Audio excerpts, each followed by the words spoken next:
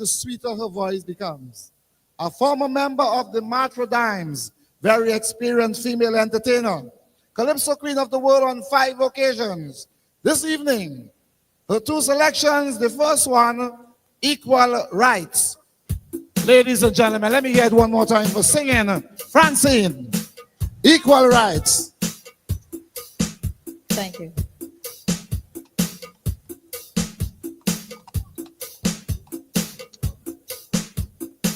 Hate, greed, color, racism is destroying the universe. I am totally against that. The title of my song, Equal Rights. That's my contribution for the evening, ladies and gentlemen. 1, 2, 1, 2, 1, 2, 3.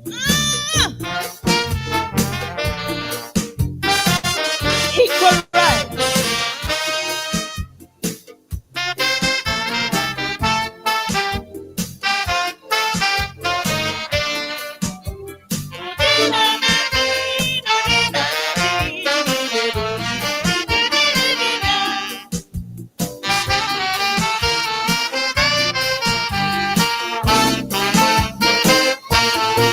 I've studied days and nights, I've studied blacks and whites on the question of equal rights. I say I studied days and nights, studied blacks and whites on the question of equal rights. Well, after careful consideration, meditation has brought me to one conclusion. The old, the young, the weak and the strong, only fighting a battle of equal wrong. Because everyone is born equal, with an equal right to be born. And everyone is equal, so don't treat each other with scorn. The color of your skin doesn't mean a thing. Live and love and be satisfied. You already have your rights, so there is no need to fight. The right to live is the right to die.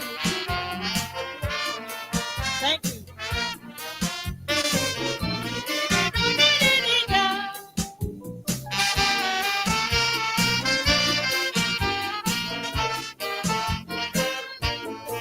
It is a simple case that we cannot be faced. We all belong to the human race. So you can tell your bud, we all are made of mud, equivalently equal by flesh and blood. So what's the use of all this confusion, discrimination and fight for worldly possession? The rich, the poor, the weak and the small are equal in size when the master call. That's right. Everyone is born equal, with an equal right to be born. And everyone is equal, so don't treat your brother with scorn. We have the same earth to live, the same life to give, and yet we will not unite. We ought to be ashamed to play a dirty game and then talking about equal rights.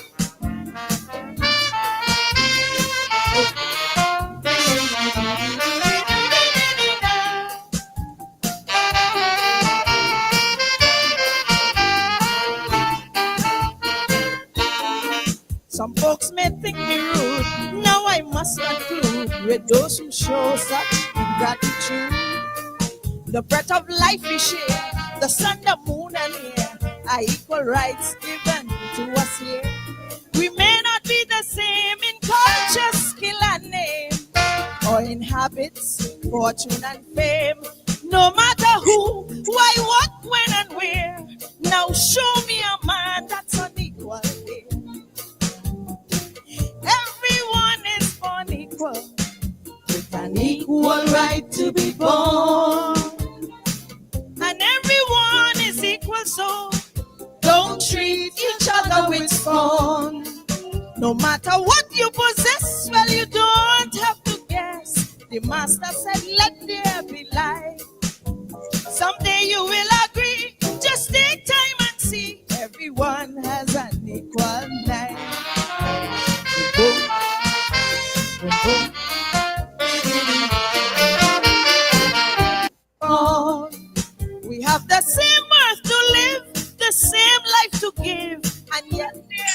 not unite.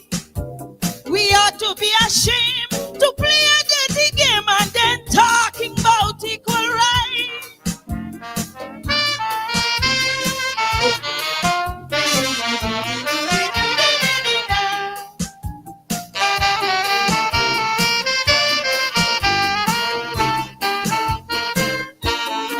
Some folks may think me rude. Now I must conclude with those who show such ingratitude. The breath of life we share, the sun, the moon, and air are equal rights given to us here. We may not be the same in culture, skill, and name, or in habits, fortune, and fame. No matter who, why, what, when, and where. Now show me a man that's unequal here. Everyone is born equal, with an equal right to be born. And everyone is equal, so don't treat each other with scorn. No matter what you possess, well, you don't have to guess. The master said, let there be light. Someday you will agree. Just take time and see. Everyone has an equal life. Boom, boom, boom.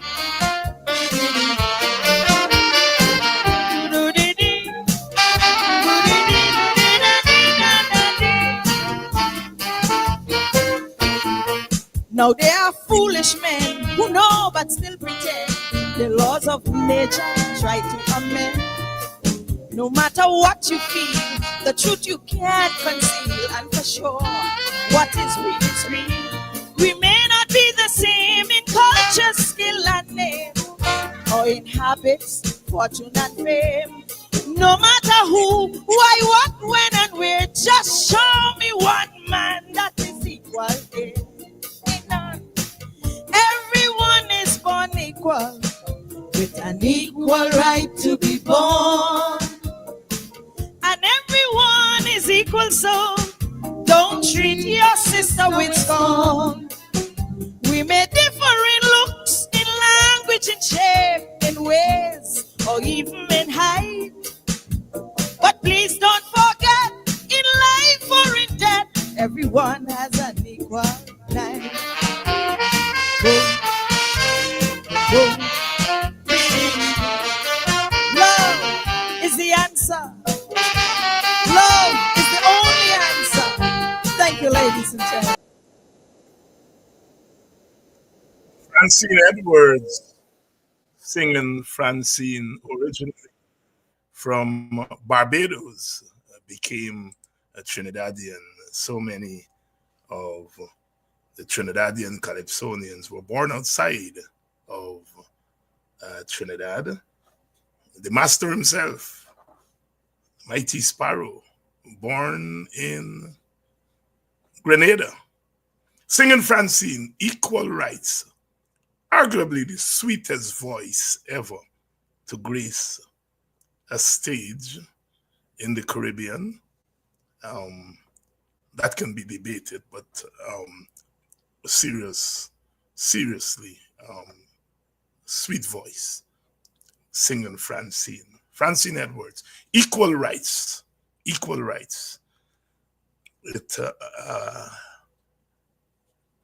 It was a cry then, it's a cry now, and it will always be a cry. The cry for equal rights and justice. Everyone is crying out for peace, but no one is crying out for justice. Another icon of Caribbean music, Peter Tosh. The themes of justice and peace and love and equal rights resonating always in our Caribbean. Good evening and welcome to Politics 101. Dr. Henry Jeffries here tonight. And we are going to continue our conversation. Last night, thanks to all of you who contacted me about last night's program. as Brother Ogunse said last night, the ancestors move in different ways, strange ways. After all the cry that accusing them of buying votes and that we are so unfair to them. It's a figment of our imagination. Nobody buys votes. The PPP doesn't buy votes. And then it comes out. It comes out. I mean, anybody who pays attention to what's going on knows that vote buying is the order of the day. Vote buying is the order of the day. And who better to tell us about that than the master himself, the architect of modern vote buying? Let's hear him. To various communities. There are reports that in Linden, recently persons were required to sign a book pledging their electoral support for Mr. Mohammed before receiving financial assistance. Is your party concerned about this type of practice and it undermining the democratic process? Even if they got to pledge support and all of that, it might be illegal, but with all of that, it doesn't bother me. I know because you could easily in this country pay a few people, and there are lots of overhangs from the AFC and PNC in these communities that would take some money and bring a few people there. Not all the people who go there would ever support him. And the numbers are small. The other big people they're associating with. That may be where the biggest threat comes from. But I don't know, he has a duty to do to the public. It's sympathy they're looking for, as though he poses a threat to the People's Progressive Party. We have fought off people who are smarter and more well-resourced than he has been. Smarter by a million miles. Yes, go on. What was it? I forgot about that one. Yeah, Dr. George, I was asking if your parties are concerned about reports of what appears to be support buying by Azzuddin Mohammed during a visit to various communities. There are reports that in Linden, recently persons were required to sign a book pledging their electoral support for Mr. Mohammed before receiving financial assistance. Is your party concerned about this type of practice and it undermining the democratic process? Even if they got to pledge support and all of that, it might be illegal, but with all of that, it doesn't bother me. I know because you could easily in this country pay a few people, and there are lots of overhangs from the AFC and PNC in these communities that would take some money and bring a few people there. Not all the people who go there would ever support him. And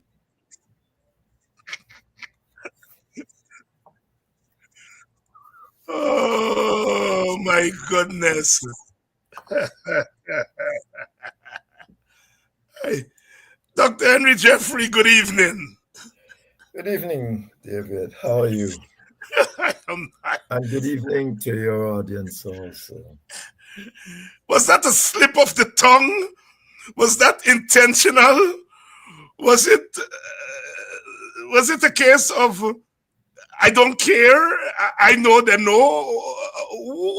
What is it? What is it? Let me get a bit more specific. What precisely are you? I'm speaking about Mr. Jack Diot saying that there are always people in these communities.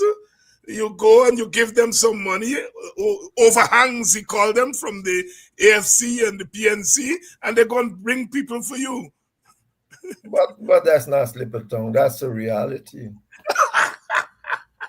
That's true. He knows very well. But as he said too, rightly, that it doesn't work. Normally it would not work.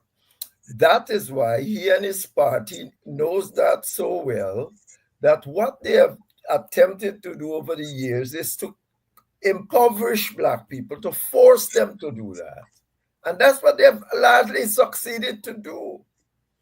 They have, over the years, impoverished Black people. Mohammed and Suad, I myself, I don't pay much attention to him. He wouldn't take 2 PPP votes. He might take more votes from the PNC than the PPP.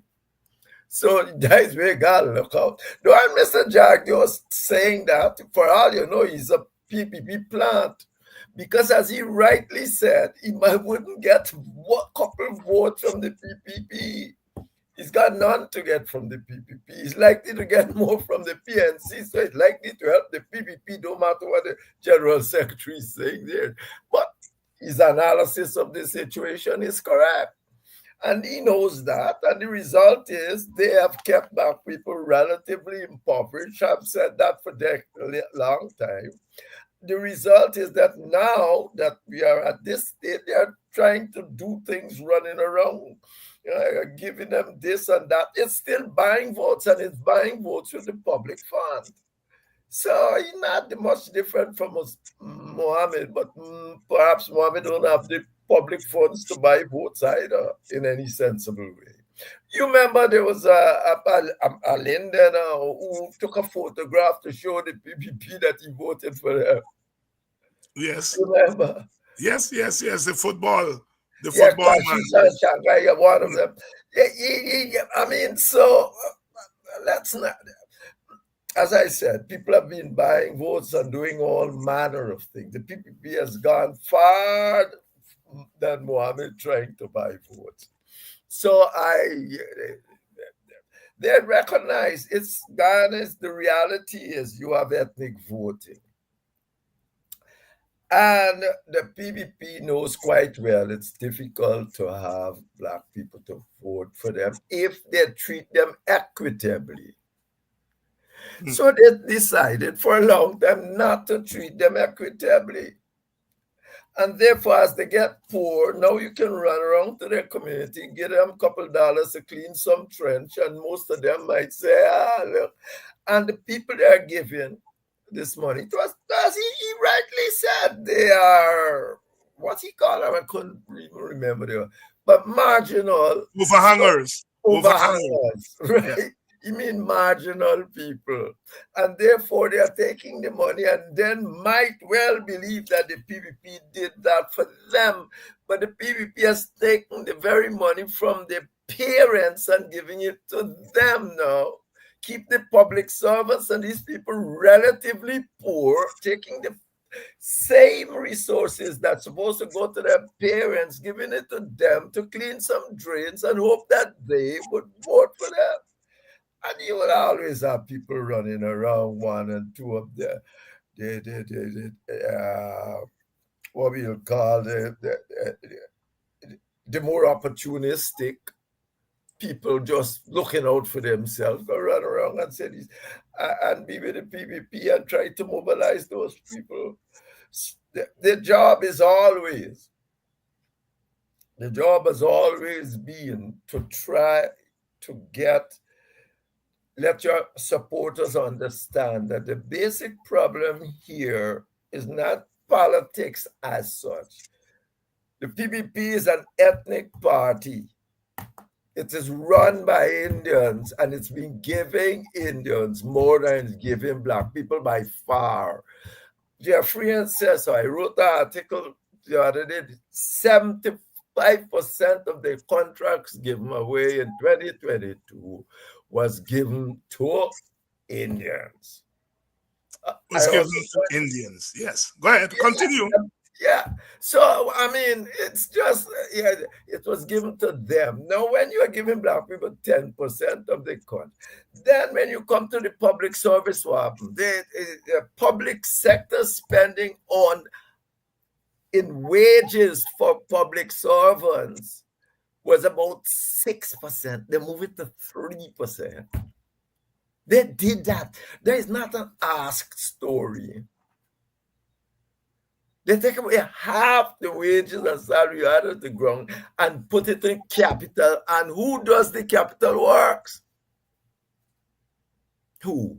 Indians. So they're impoverishing you.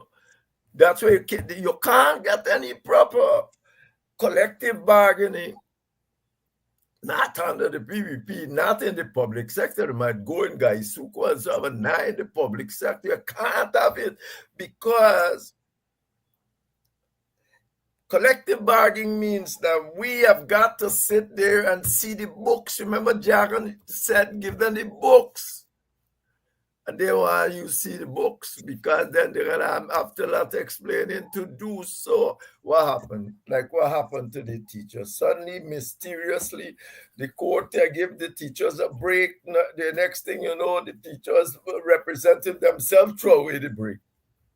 They said it, people saying they were bribed. I don't know, but whatsoever, they might be bribed, they must be stupid, but they did it. They did it. They did it. And yeah, and let me quote from your article here, because you are quoting from the National Procurement and Tender Administration website in 2022. 56.9% of the contracts were awarded to businesses owned and operated by Guyanese of Indian descent. 72.8% of the total dollar value of awards went to businesses owned and operated by Guyanese of Indian descent. 10% of contracts awarded to businesses owned or operated by Guyanese of African descent, and 7.1% of the total dollar value of awards went to businesses owned by Guyanese of African descent. And this is not, these are not figures that you're pulling from your hat. They're in the government. It's not even wrote it. It's people who do some little research. The people can deny this anytime by doing its own research. How many times have I not sit down and said, these are numbers that people are doing their little research on this side and are coming up with. Now, you got enough resource to do an ethnic analysis of what is going on in Guyana. But you don't do that. You cannot get the census, much as to do any ethnic analysis with. But to tell you, it's not me. This is other people sitting down, going back and trying to show the disparities. I gave the reference to it. I said, go to Village Watch. I think it was Mark. The man sit down and tried to do that. So 72% of the dollar value went to Indians, and you get what? 7%. That's 10 times.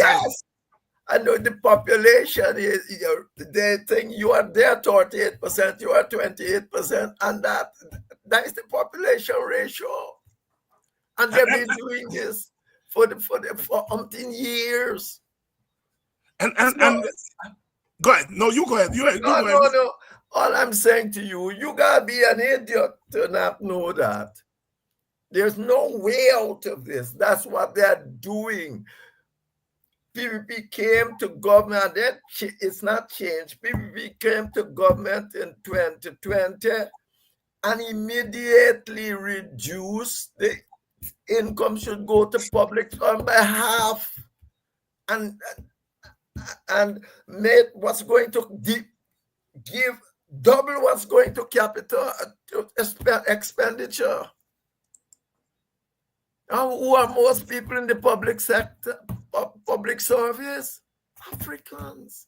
You got to be no genius to see that is what's going on. You continued in the column by saying it concluded that, as suggested in the first paragraph, initially the Indian contractors lacked the requisite skills and machinery, which meant their work was consistently substandard. But PPP agenda wasn't national development, but race empowerment. Let me read that again for the audience here. It concluded that, as suggested in the first paragraph, initially the Indian contractors lacked the requisite skills and machinery, which meant their work was consistently substandard. But the PPP agenda was not national development, but race empowerment.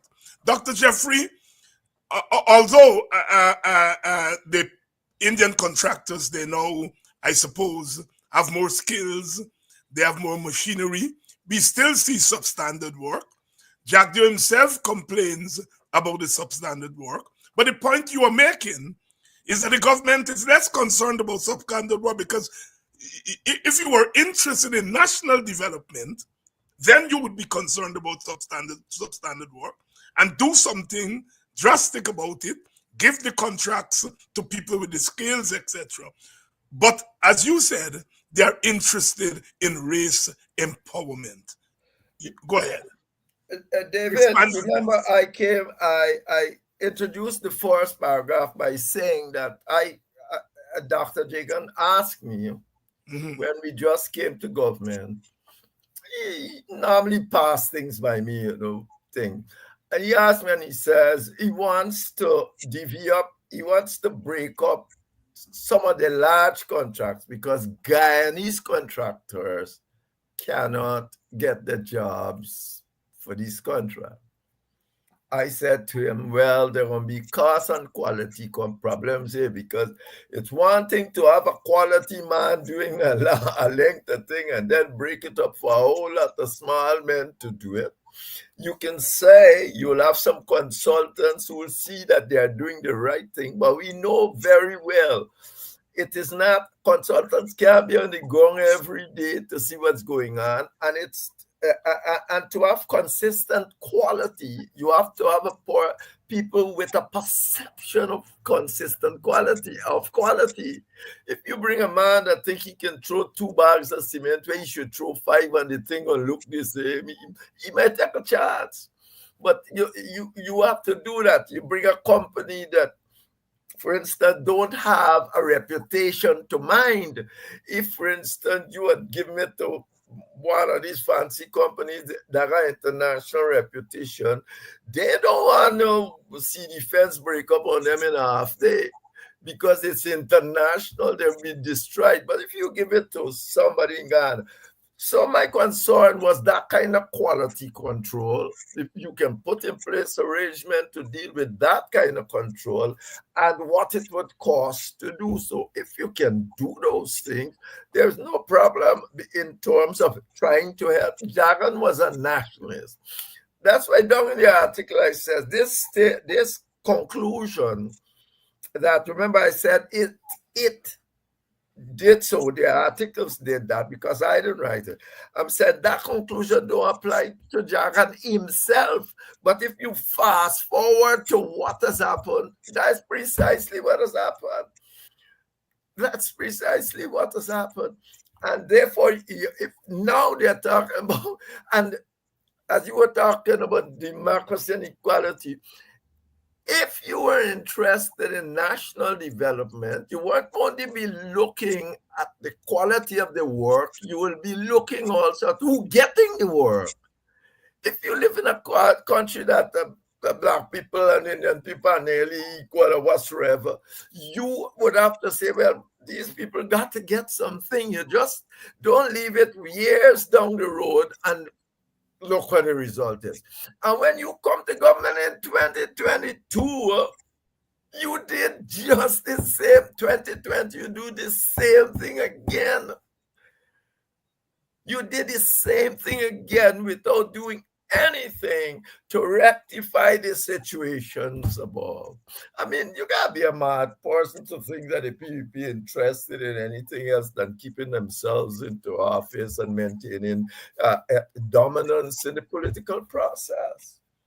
So you're saying here, Jagan wanted affirmative action, and you used that term in the article for Guyanese contractors. That's right. That's where it started. Yes. But it evolved into affirmative action really for Indian contractors. Yes. Yes, it happened after Janet Jackson was thrown out of office with riots and things. Now. And the PPP come to realize that this thing is not as simple. I come to realize, most of us come to realize, this thing is not as simple as we thought. Ghana is a different kind of a country. It's not Barbados. It's not a Jamaica. All of them is 190% African and so on. But it's a bi-communal society and it's difficult to do this. All this vote buying the PPP is doing and all this sort of trying to force people into the ranks. Indeed, I have articles by them and their supporters saying, oh, you are free to join the PPP. What does that mean? So I got joined the PPP to get my human rights? That's what you're telling me. It's not, it is against all the international convention and everything. If I want to vote for Africa, there's nothing wrong with voting for race. The situation then has to be, the governance structure has to be constructed to make sure that I'm not or you are not disadvantaged. It's not for you to tell me, oh, you got to, I vote for you to get a job, to get a contract, and I am going to do it. I must be a real, well, that guy even call it mendicant. The truth is that is not what should be happening. And there are points at time when you got to fight for it. You just can't say, you are determining how I vote. That's the essence of human existence. My vote determines who rules me. What happened to me in the future?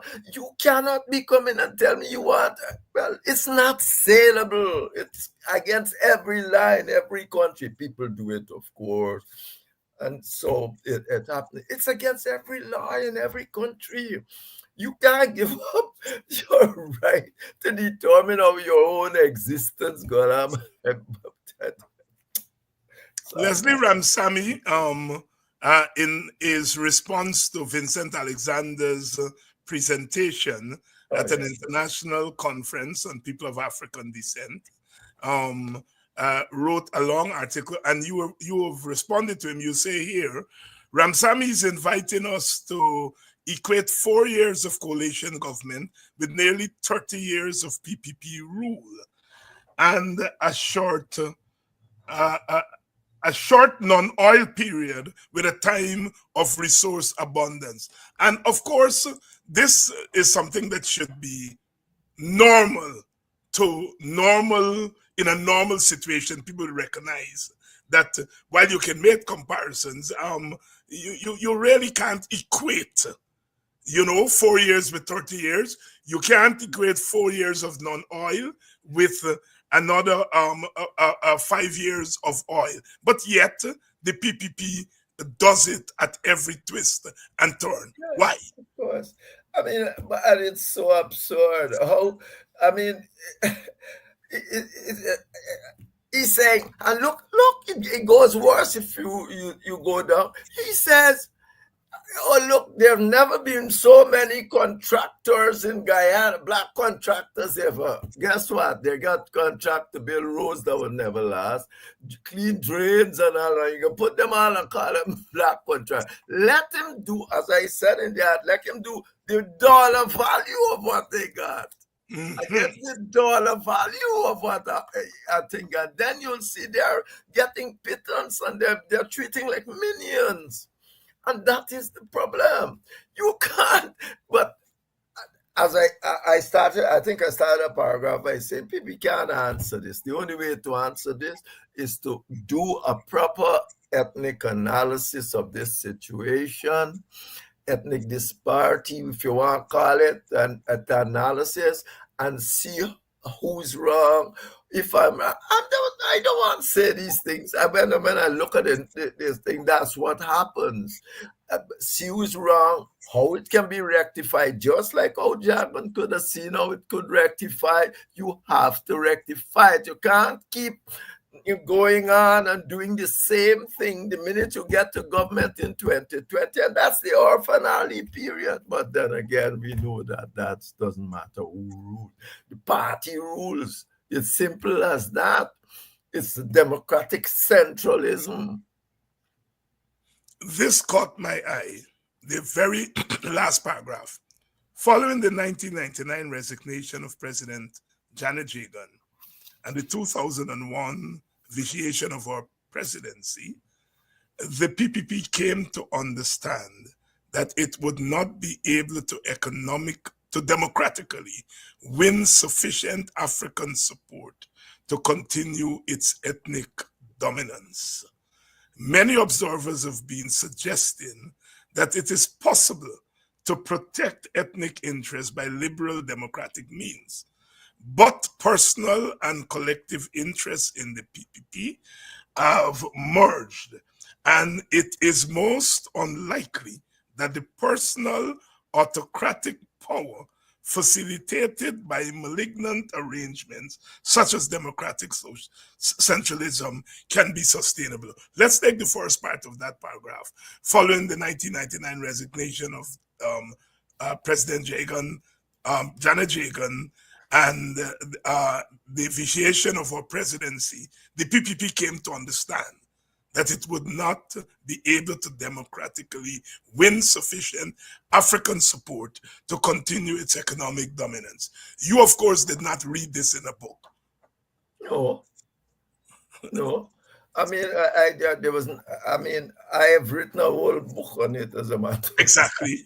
But, the PPP then came to the conclusion that it had to do other things to get Black people vote. It had to, remember at one time, the PPP had a small overall majority, about 53%. Yes. All right, so 3% running. But that dissipated because nobody wants to live in a country. People don't want to live in a country consistent turmoil. So people leaving, every time you got opportunity, you go on your way. So by 2000, after the problems that led to the election being vitiated and all of that, and the PPP still wanted to stay on to power, Carter himself said it. Remember Jimmy Carter left in 2004 and said they don't want to change the system. My God, there's more or less this system, the winner takes all system cannot run. Go ahead, I gone. It's not, I didn't say it. They are going to do, and from then on, all sort of election manipulation started. As I said also, the last election, the PPP win was 2006. And that was a bad year for the PNC with Corbyn and the WPA and all of you all quarreling about who must be leader of the PNC.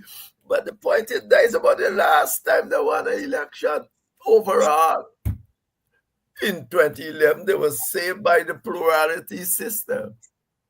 That they got a minority, but the plurality said you can get 20% of the vote if you get the highest number of votes and become president of Guyana.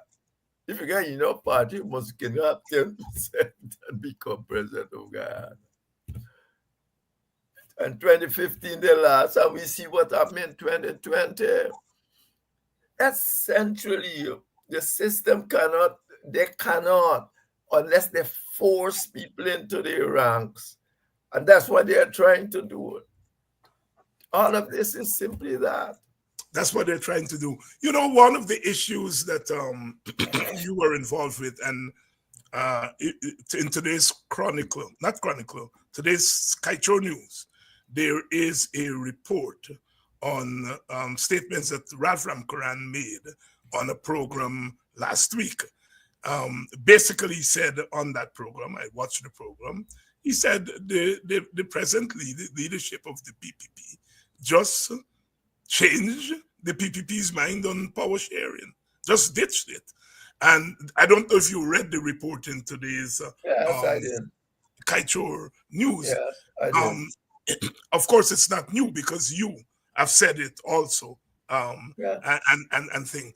But again, for audience, talk to us about that collision, the recognition from about 2001 that look, you can't win an election democratically because your supporters are leaving. African people are not going to voluntarily come and vote for you.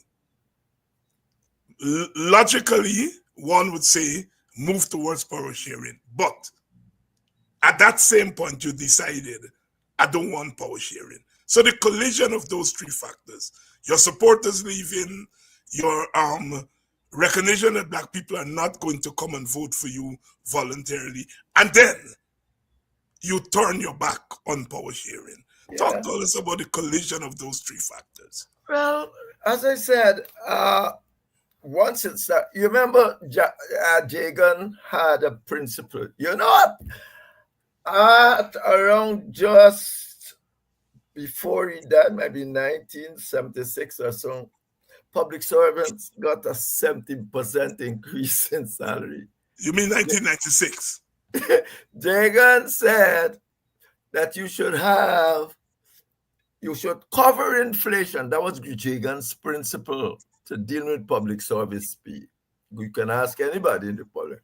You should cover inflation and then give people growth in the economy, whatsoever growth the economy. So if the inflation is 5, which means 5%, it means that at the end of the year, you must give people a beginning of the year. As a matter of fact, they give it the end. By the end, it's only 2%. But the point is, if you give people that 5% to say, well, no, you're getting the same salary this year as you're getting last year, because inflation, in real terms, you're getting the same salary that you will get this year as you're getting last year, because now we're giving you a 5% to make up for the increase in prices and so on that is inflationary. But then Jagan went on to say that you must, once you have growth in the economy, you should then give people the level of growth in the economy. So if you have 6% growth, 10% growth, something like that, you gotta give that 5% plus the growth in the economy. Jagan died. You remember 1 year, I think then it gets nearly 17% or something. You're pulling me back a long time there.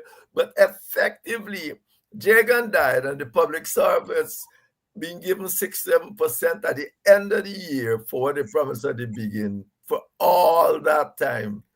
But if your average is no more, must be about 6% you get there. And the result is that you are being impoverished. Now, what's going to happen as you get poor? At the end of the day, if you join the PPP, you're going to be all right. You're going to get this, you're going to get that, you're going to get that. And so you can force some of the people to come over to the PPP. That is what's going on up to today. But it got more rampant after the Democratic election the last time. Because the minute, even after Trump, Donald Trump set up the arrangement, the study that showed, that ended up saying that what Carter was saying was correct. You have to have that kind of arrangement. Like Suriname, you can't have a win-take-all system or it would not work. And then after Trump lost, Biden came into office and immediately called upon the government to do it. Of course, Carter left since 2004 now and said, I ain't able with this lot. They don't really want Guyana to them. They don't want. When Carter left, that's what he was saying. These people only want to hold on to power. They're not interested in Guyana. They're not interested in Guyana. And he cited Yes. Jack Dio. He cited Jack Dio. Yes. He said his party wouldn't allow him. Won't allow him, yes. Right, yes. and that was Janet Jagan. We know that was it. Right. And whether or not Jack Dio told him that or I don't know. But he said his party wouldn't allow him to do this. So I go on. And of course, your initiative in trying to bring the PPP and the PNC on the question of power sharing also fell through, and you said you gone too. No, no, my initiative was a little more limited. I mean, because the PNC got out of Parliament and all of that. But I thought if the minute we can make agreement and so on and come, and I am certain if you tell me that Jack Joe was against what we were doing, I'll doubt you. I'll say that wasn't it. It's when it finished, the problem start. Yeah.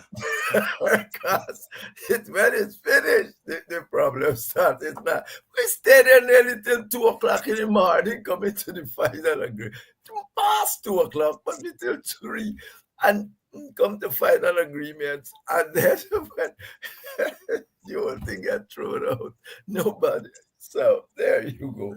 Dr. Jeffrey, before we go on to the next column, there are a couple of things I want you. You started off commenting on the Mohammed thing, and it was really picking up from where I ended last night. Okay. It's been an issue that people have been tiptoeing around. The opposition leaders have been tiptoeing around the issue, and we've been under a lot of pressure to speak to it. And last night I began to speak to it. Leslin is making the point here, Mohammed in the race will hurt the opposition 10 times more than the PPP. And you touched on it at the beginning of the program when half of the audience wasn't here.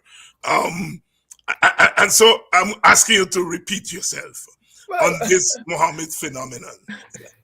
The Mohammed phenomenon. Mohammed would not got any significant number of votes from the PPP. Jack, you know that. He said it during the teachers' strike. He said when they strike, you can't say, they are striking. He said, when time comes, they're going to come and vote for us. And it has been like that. Mohammed will not shift the PPP votes in any significant numbers. Now he's more likely to shift African votes. In what number depends on how you play your cards. The result is that you have got to watch that, because it doesn't matter how the PPP knocking Mohammed and so on. The next thing you know, they are in cahoots. Because PPP know what I'm telling you is truth. And therefore, they want every single person who can personally pull off some African votes to go up front. They don't mind knowing all the nice bark making there about Mohammed. They don't follow it, because he wouldn't hurt them in any case.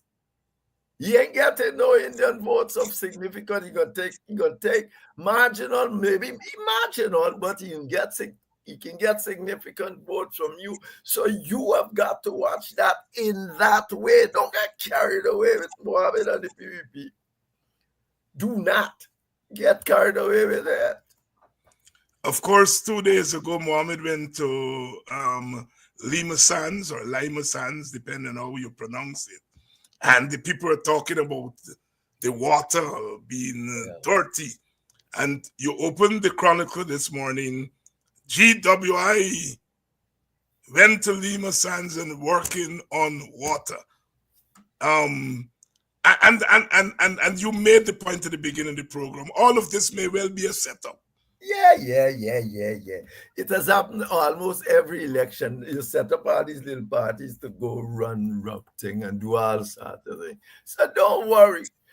Don't get carried away with that. Mohammed, if you want him to take votes from anybody, it's the people. Let him go in the PPP area and get votes from the PPP. Let him do that. Dr. Henry Jeffrey here, weighing in on the Mohammed issue. And a number of you contacted me since the program last night and asked that we talk a little bit more about the Mohammed issue, because you all smell something, and as Dr. Jeffrey said there, and it's my instinct also, that it is the African community that is more vulnerable to the vote buy-in, Yes. for reasons that we have discussed on this program over and over again. Dr. Jeffrey, the other point I want you to comment on or expand is the point you made in passing last week. And the 3 University of Guyana students, 2 of them are in the international relations program, and 1 of them is pursuing an economic degree. And they wanted you to expand on the phenomenon.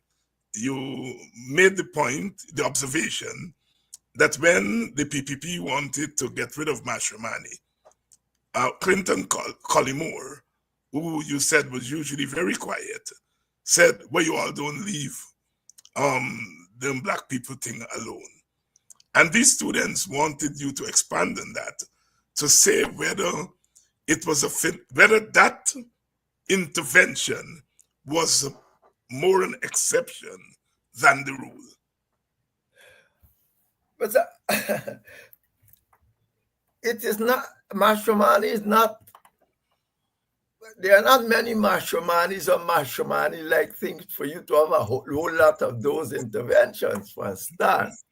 So effectively, it was, I remember it up to now because it was an unusual thing, because this was people in the PPP were saying, oh, we could get rid of Mashroman, let's put independence in the days and that sort of a thing.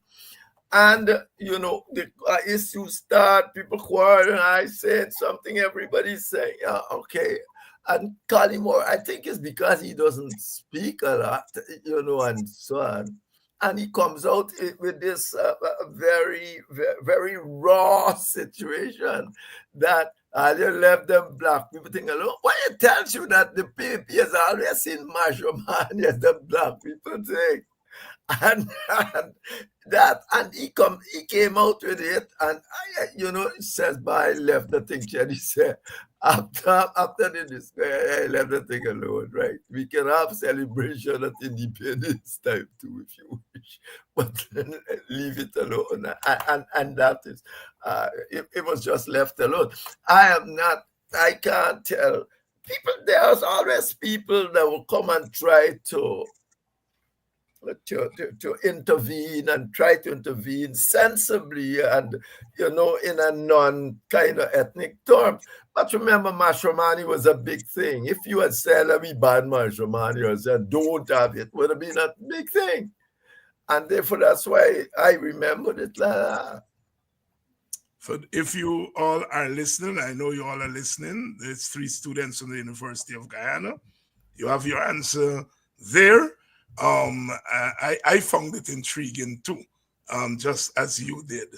And to all the young people who are on this program, and sometimes we are unfair to you all because we figure that young people are off doing something and not paying attention to these programs. And like I said, over time, I've learned that there are more young people watching this program than I imagine. And there are more Indian Guyanese watching this program. I've always been intrigued by the figures because you get these statistics. And I would get New Amsterdam. I would get Buxton, of course. I would get Linden, Georgetown, the largest viewership. And I always saw the Monrepo viewership and the Vredenhoop viewership around that area. And then around Parika area, and I never paid attention to it until people began to get in touch with me, that I realized that there are more Indians who would watch a program like this than we imagine. So I want to say good evening to the young viewers, good evening to the Indian Guyanese viewers. And I know that there are also people in the interior, a lot of Bushmen who send me long voicemails evaluating the program.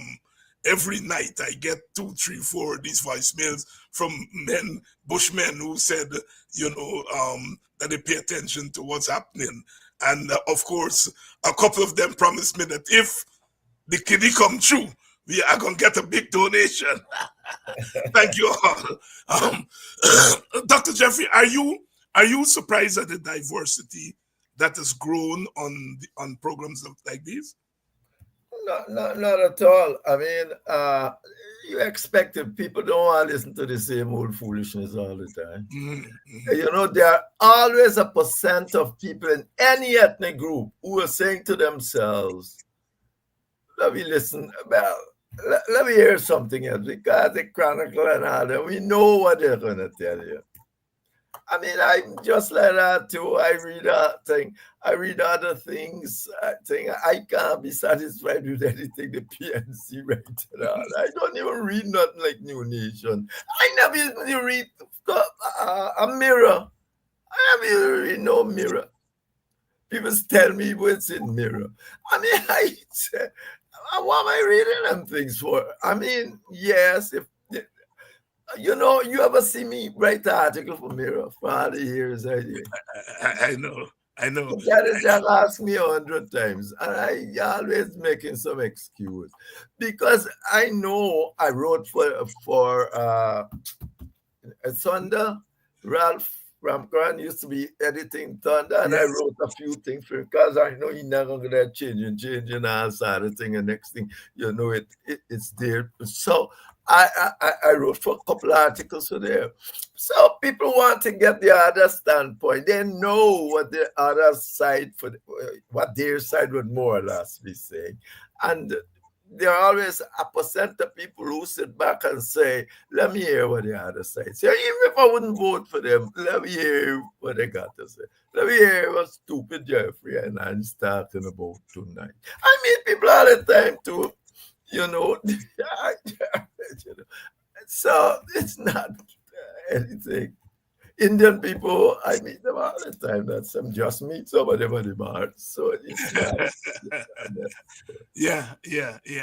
Dr. Jeffrey, your column 2 Sundays ago is boycotting the 2025 elections necessary. As I always tell my students, when you read anything, the title tells you a lot. And try to interrogate the title because it leads you to a clearer understanding about what is to follow. What influenced the title for this column? Essentially, because it is our program the week before. Somebody raised this thing about boycotting elections, but you know, and it's on the street. People met me and are talking about boycott election and so on. So I said, boss, I am not too certain how this can pan out, given everything we know about elections and so on. And I do a little bit of reading up. And therefore, I'm saying, if you definitely require the biometric and the list to be changed to have a good chance of winning this election, you will have to do, you will have to have some kind of protest, street protest. The report said. You remember you had a report, 117 boycotts the people study, and that's their conclusion. Their conclusion, it's only 4% was successful. It's there in the study. You can go and check it. And they're saying, and those who are dependent upon your capacity to have street protests. Now, I know the business sector, you don't like hear about street protests and all that. But the truth is that if you want to get, that is what 171 studies show, that you have to do some kind of protest like that. I've always argued that there are 200 ways, and it's on the net, that of protesting. Chetty Jaga never been on the streets a lot. So you got to be determined, because just saying you want this thing, if it's so important, it's not going to get you it. The question is how you going to get it. They say street protest, and then you got to have street protest or the equivalent if you have a chance of getting through. That's it. So That's I it. mean, that's what I was saying there. I mean, it's not. And the Well, other point, politicians- you observe from that study is that the boycott would lead to reform. Yes. And my mind goes back to Jamaica. Manley lost power in 1980. He boycotted the next election because the voters list, some of the same things that we were talking about here. And you can trace the improvement of the Jamaican political system to that moment. So he boycotted, and the boycott led to reform to the effect that Manley won the next election. Yeah. In 1989, he was back in power. Because he had a lot of people that believed in what he was doing. Yeah. But you see, David, there is a 90% African country. Aye. You ain't gonna get nobody believing what you're doing. You gotta start off from that. So you're in even worse situation. You understand? So effectively, when you boycotting, you got to, when you are boycotting election, you have to have some other backup mechanism to drive the process. So, and that is essentially what the research has shown. Of 171 things. It's not something in Jeffrey make up. Aubrey Norton, over the weekend, was on his party's program, Nation Watch. And he said that if there are no biometrics and a clean voters list, there would be trouble after the elections. He didn't use the word trouble, but he said that there would be hinting. I can't remember the word he used after election. And he said that there may also be problems before the election. What do you read in that little dance there by Aubrey? Yeah, he's obfuscating. Aubrey, it's not me, Sesaba, it's Jeffrey. No, obviously. I mean, he don't see much.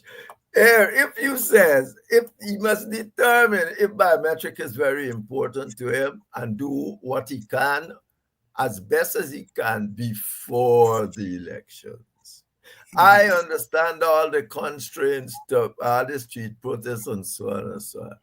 But as I said, you got 200 ways of doing things. You got to do other things to equate to street. Well, I'm not saying street protests, because countries, those are no doubt facilitated that. But if you don't facilitate it, you gotta get other ways of dealing with it. But the party has about what's going to happen in the election does happen after every election in Guyana, because now, the minute you lose, you get a good reason to say why you lose. So we're back to square one in terms of any sort of development. The minute you lose the election, you go back to see what tell you people this, look. So you're back to square one. But You you've would have already thought, lost. yeah? But you have already lost. Yes, yes, there is. I'm just going to go slick. That's more or less he said. Because if I lose, trouble gonna come. That's how he said. Yeah. If I lose, you might get trouble. You will get trouble because it's a situation that you always get some trouble. So effectively, that's what he's saying. And you would have thought that the PBP, if they could have won without this shenanigans, won't want trouble after election, Right. they'd allow you biometrics and other things. But it's quite clear that they cannot win without all this electoral shenanigans. So they don't want you to have any biometric, and they control, as the IT said, Transparency International said, TI, they control the state.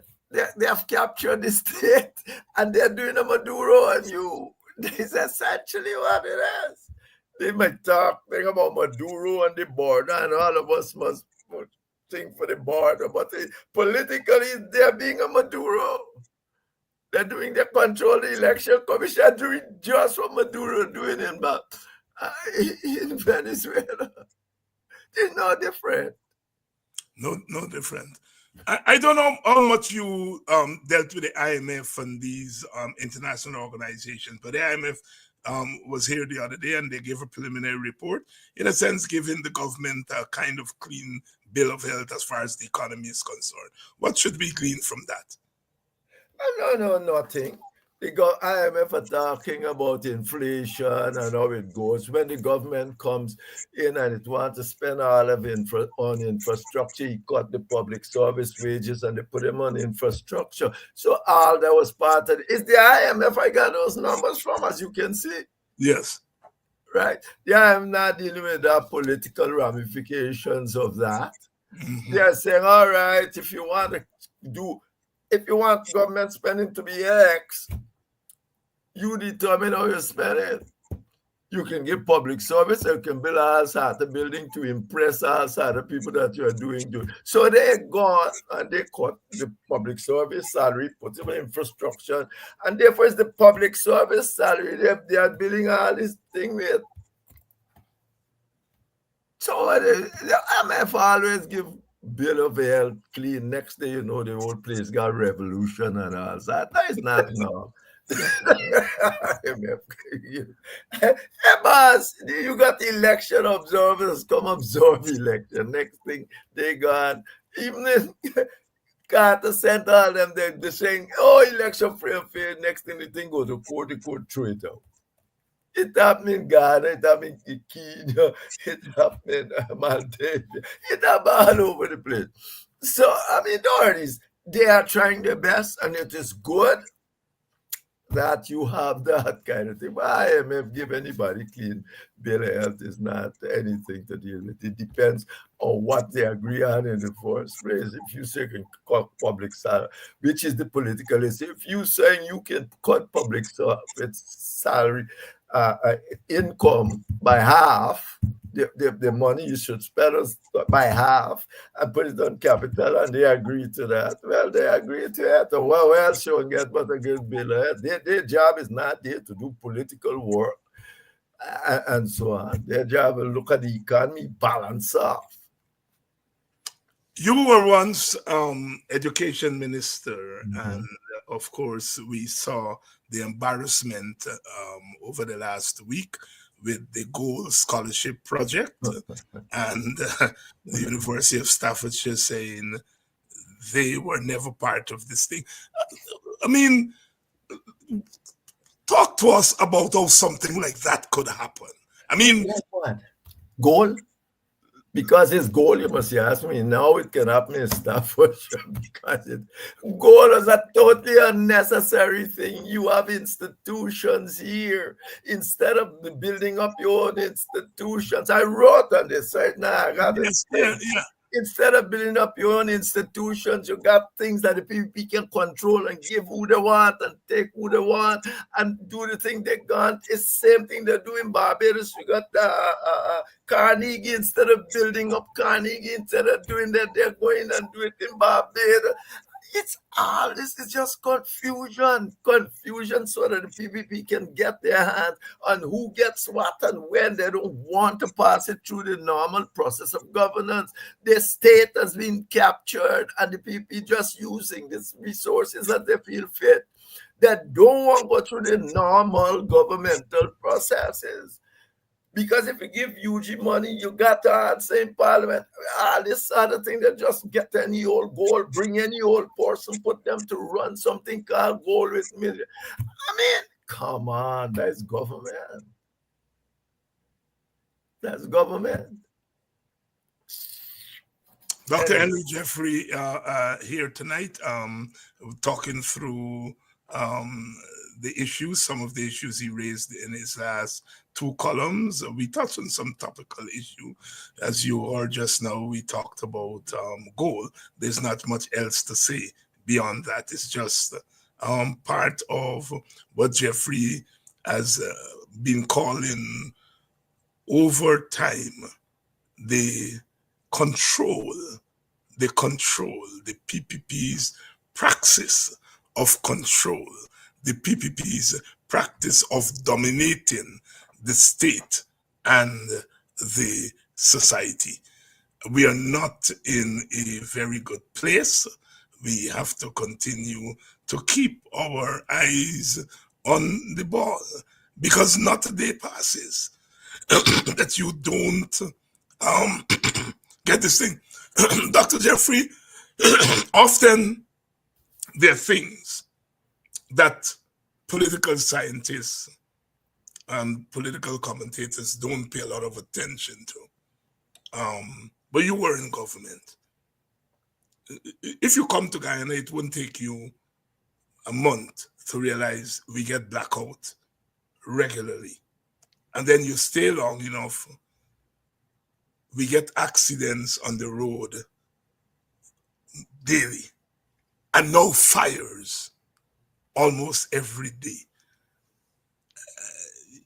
What does that say? As an analyst, as a political scientist, somebody who studies government, and we who study political science, we learn very early that one of the functions of government is to look after the welfare of the people, etc., etc., etc. When you have blackouts, accidents, and fires such regularly, what does it say about governance? David, why you asking me? If you got chaos, what does it say about governance?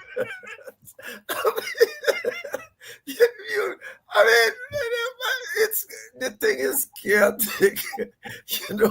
People are joining the government services and doing things in the government just so that they can make $1 on this side and all that. They're not interested in government work.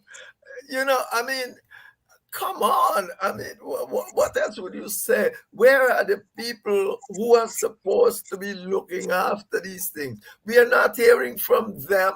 We heard from some minister coming and now. Your minister, why the minister?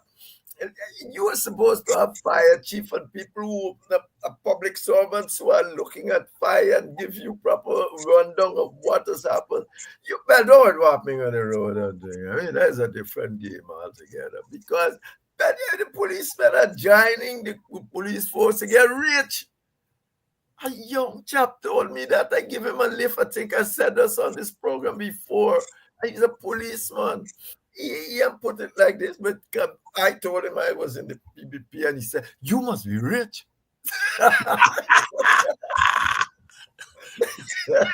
Just so. I said, "No, sir.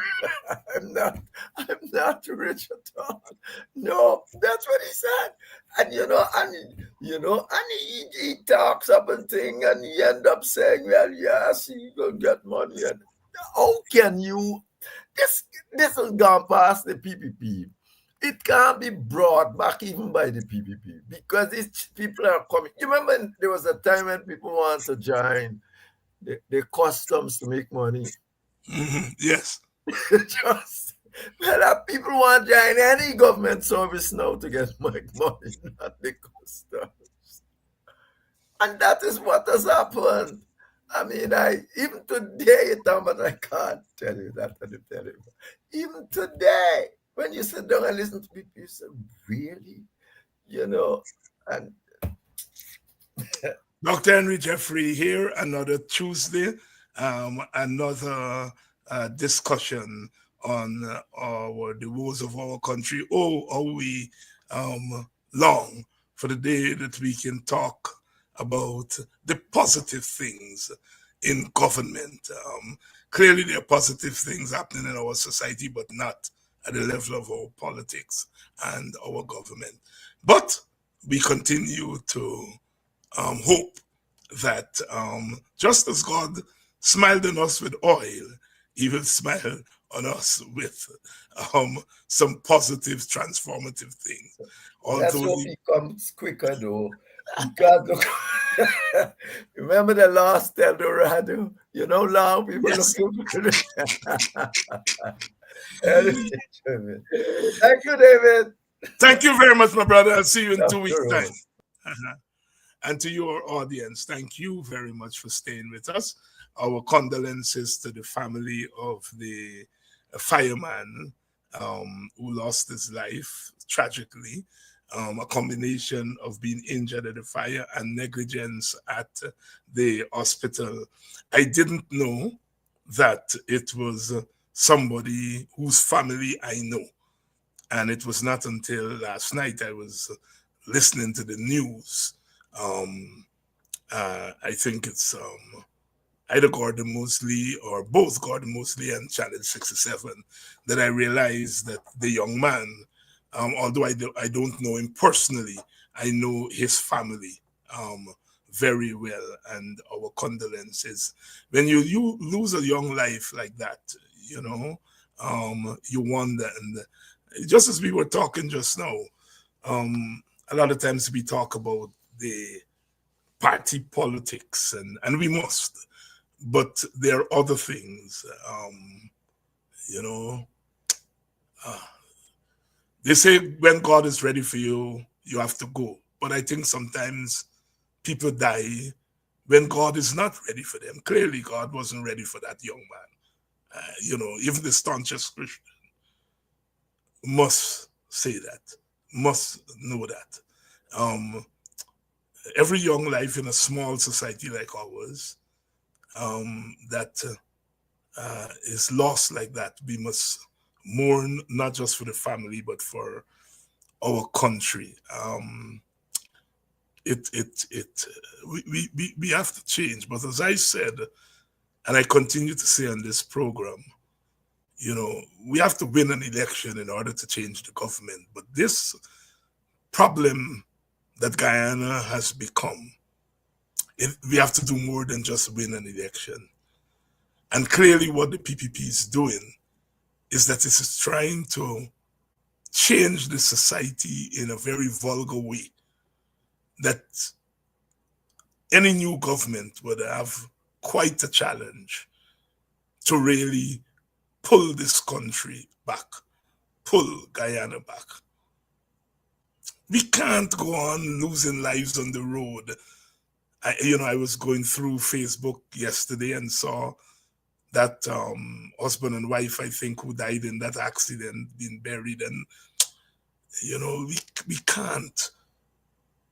The homes that are being lost by fire, and lives, not just homes, lives are lost by fire.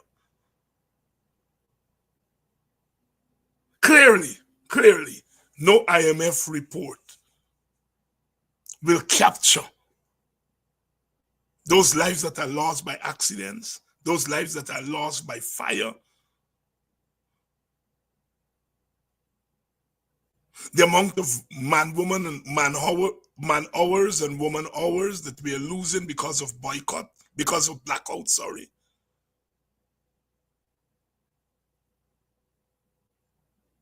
People's food are spoiling. Some of the fires come from this constant blackout.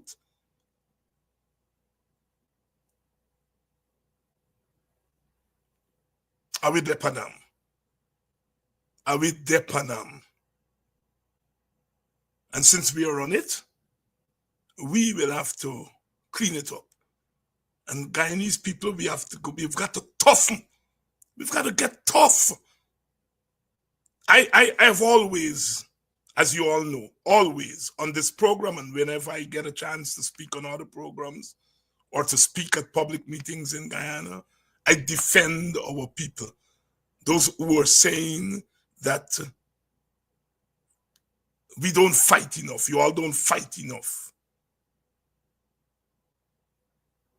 I happened to go out a little bit over the weekend at a birthday party in Arizona here, and I met Guyanese, you know. Good evening to you, Mr. Ben, who recognized me by my voice. And other people were there, who wanted to talk about what's happening in Guyana. And almost everybody is saying to me, why are Guyanese people not fighting? I know people don't get up just like that and go on the road and start to protest and so on. Protests are led by political parties. But I think you all have to push your political parties. It is not normal. It is not normal for people facing the kind of aggression from a government like we are facing in Guyana. And there are not any visible resistance, to use the term by my brother Takuma Ogunse. No visible resistance. We've got to toughen up as a country. And we've got to be able, when I said what I said 3 weeks ago, I knew that the PPP were going to bring out the goon squad against me, but I was ready for it. I was ready for it. I had to say what I said because somebody had to say it. And I decided that I was going to say it, and I was ready for what was coming. We got to fight back. We got to fight back. And everything they were trying to beat me up on, they are now saying the same thing. Jack Doe is now admitting that it's easy to buy votes in black communities. And they were beating me up, attempting to beat me up for saying that. I saw Pandit Ubraj Narain today condemning Jack Doe for talking about bucket load of shit. Too late, Pandit. Too late. Too late. When I spoke what I spoke, you should have recognized where I was going and stepped back. Pandit today was talking to Indian people. Well, you're not too late with that. Because that's what our Indian comrades in the opposition should be doing, speaking to Indian people. We are talking to black people. And when we are talking to black people, let us talk. I smiled today that I watched brother Ubraj talking to Indian people as I was talking to African people. And when I was talking to African people, he came out and condemned me. I did not condemn him. I embraced him because I said, there's a man that lie down on the road for black people. Incidentally, that charge was thrown out today because they charged him and they charged Sherrod Duncan for obstruction, and the court threw out that today. I think they were represented by young Darren Wade. So I saw Pandit today talking to Indian people and asking them to stop behaving in opportunistic ways. Pandit, that's what I was doing. And you condemn me for it. Our Indian comrades on this side, on this political side of the political divide, must speak to Indian people. You are in a better position to do it. And when we are speaking to black people, leave us alone.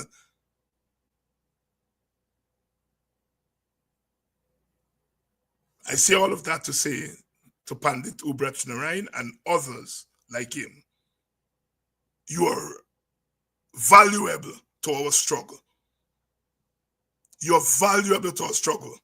And that is the reason I didn't condemn you or go after you when you sought to hang me on the cross.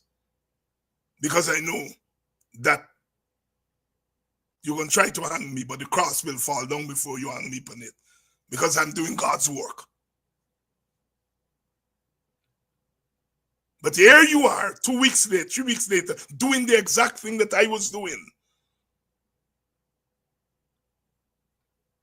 It's better late than never. I love you, Pandit Narayan. And I love all our Indian comrades who are standing with us. This problem is more than an African problem. Africans have to lead the struggle to turn back the wrongs because they are the recipients of most of the wrongs. But this is a problem for all Guyanese, Guyanese of all races. It would have been nice if all of us could speak to all communities at the same time, but that is not the Guyana we live in. So those of us who are well placed in the different ethnic communities should speak to our communities and to warn them of the road to come if we don't clean up our country. And that's what we are in the business of doing, cleaning up this country from the filth, the mess. Jagdio could cuss me for cussing on a Wednesday, and the Thursday he can and cuss. And he feels that he can get away with it because there are enough black people that he can parade in the newspapers to say that Dr. Hines is vulgar. That's the only way.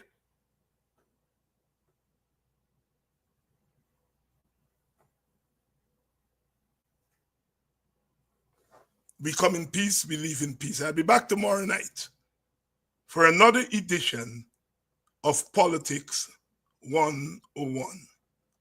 As always, I love all of you, all of us. We are in this together.